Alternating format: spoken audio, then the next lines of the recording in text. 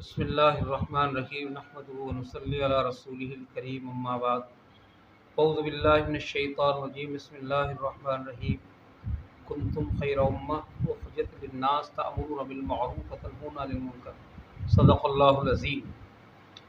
محترم بزرگوں اور دوستو، آج ہمارے محسن ہمارے کرم فرما جناب حضرت الحاج قاری شوکت علی صاحب کے ہمراہ جامعہ فیض ناصر میں حاضری ہوئی۔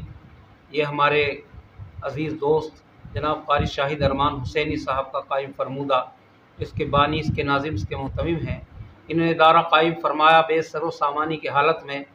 انہوں نے یہاں پر محنت کی، کوشش کی، جد و جہد کی۔ من جد وجدہ، جس نے کوشش کی اس نے پایا۔ تھوڑے ہی عرصے میں الحمدللہ اس ادارے کے اندر ایک مسجد بھی تعمیر ہوئی اور یہ ادارہ بھی بن کر مکمل ہوا۔ آج کافی عرصے کے بعد ہم دونوں کی حاضری ہوئی، دیکھ کر بڑی خوشی ہوئی کہ اس کے اندر تعمیر و توسیع اور بڑے نظم و ضبط کے ساتھ جو انہوں نے تعمیر کی، یہ حال بنایا ہے، بڑی اچھی بات ہے۔ اللہ تعالیٰ ان کی عمر میں برکت عطا فرمائے۔ ان کے بڑے بھائی جناب حضرت الحاج مولانا مفتی محمد ناصر صاحب قاسمی نور اللہ مرقدہ، جو بزرگوں کی یادگار تھے، خصوصاً امیر الاولیاء حضرت مولانا مفتی افتخار الحسن صاحب کا نبی نور اللہ مرقدہ کے تربیت یافتہ اور ان کے خلفاء میں اہم تھے، خلیفہ اجل تھے، اور اچانک ایک حادثے میں ان کا انتقال ہوا۔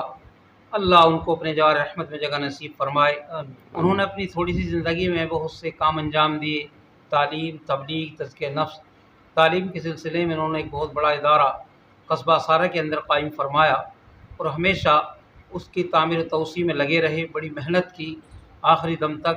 اسی کے ساتھ ساتھ تصنیف جو بڑا اہم کام ہے، اور اس ضلع میں رہ کر جہاں حضرت تھانوی جیسے لوگ پیدا ہوئے، حضرت مولانا الیاس صاحب، حضرت شاہ ولی اللہ صاحب، حضرت شیخ زکریا صاحب، حضرت تھانوی رحمۃ اللہ نے تنہا تقریباً 1400 کتابیں لکھی۔ آپ نے اپنے بزرگوں کے نقش قدم پر چل کر کتابوں کا سلسلہ شروع فرمایا، اور خاص طور سے آپ نے میرے محترم بزرگوں مسائل کے بارے میں بہت سی جدید مسائل کے بارے میں بہت سی اہم کتاب تصنیف کی ہیں، اور حضرت مولانا افتخار صاحب کاندھلوی نور اللہ مرقدہ کے زیر اثر، ان کے زیر سایہ، ان کو دکھا کر آپ نے وہ کتابیں شائع کی۔ حضرت کا بہت خاص تعلق رہا، ہمیشہ حضرت کی خدمت میں حاضر ہوتے، وہیں سے آپ کو اجازت ملی۔ آپ کے مریدین کی ایک لمبی فہرست ہے، اور عمر نے ان کی وفا نہ کی، ورنہ پتہ نہیں اللہ ان سے کتنا کام لیتے۔ بہرحال ان کے چھوٹے بھائی قاری شاہد ارمان صاحب ان کے مشن کو آج آگے بڑھا رہے ہیں۔ آپ نے یہ حسینی میڈیا فیض ناصر کے نام سے میڈیا کا کام شروع کیا ہے، یہ بہت اچھی بات ہے۔ دوسروں تک اپنی بات کو پہنچانا اور اس سلسلے کو جاری رکھنا، یہ ہمیشہ ان کا کام رہا، جبکہ خود ایک شاعر ہیں، ایک اچھے قاری ہیں، خوش الحان قاری بھی ہیں اور اچھے شاعر بھی ہیں، نعت گو بھی ہیں۔ اس کے باوجود آپ میڈیا سے، اس چینل سے دوسروں تک اپنی بات کو پہنچا۔ جیسے کورونا وائرس کا مسئلہ ہے، ایک دوسروں کا قطع تعلق ہو چکا ہے، ایک دوسرا مل بھی نہیں رہا ہے، لیکن پھر بھی اس میڈیا کے ذریعے سے اپنی بات کو دوسروں تک پہنچا رہے ہیں، یہ اچھی بات ہے۔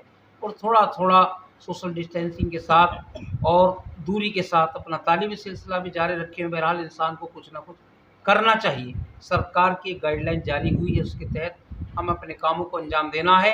آپس میں ان حالات میں پیار محبت، ایک دوسرے سے تعلق، اور مرحومین کے لیے دعائے مغفرت، اور اس ملک کے لیے دعائے مغفرت۔ یہ جو بیماری ہے یقیناً یہ بلائے آسمانی ہے اور ہماری بدعمالیوں کا نتیجہ ہے۔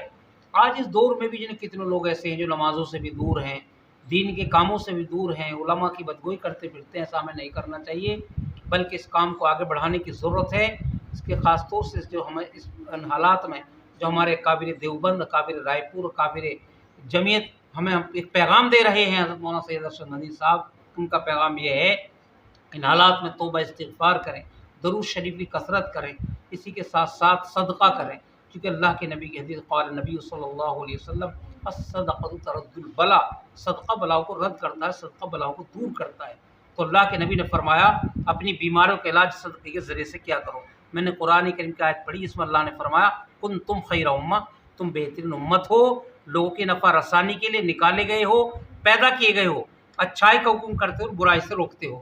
ہر بستی میں، ہر گاؤں میں، ہر محلے میں، ہر ملک میں ایک جماعت ایسی ہونا چاہیے جو اچھائی کا حکم کرتی رہے اور برائی سے روکتی رہے۔ وہ جماعت انہیں اللہ ان اکابر کے پاس بیٹھ کر پیدا ہوگی۔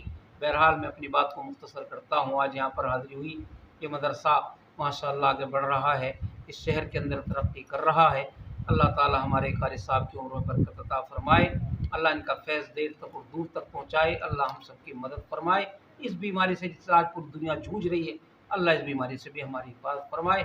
وآخر دعوانا الحمدللہ رب العالمین، وما علینا الا البلاغ۔ آپ سے گزارش ہے کہ ہمارے چینل کو سبسکرائب کریں، بیل کو دبانا نہ بھولیں اور لائک کریں، کمنٹ کریں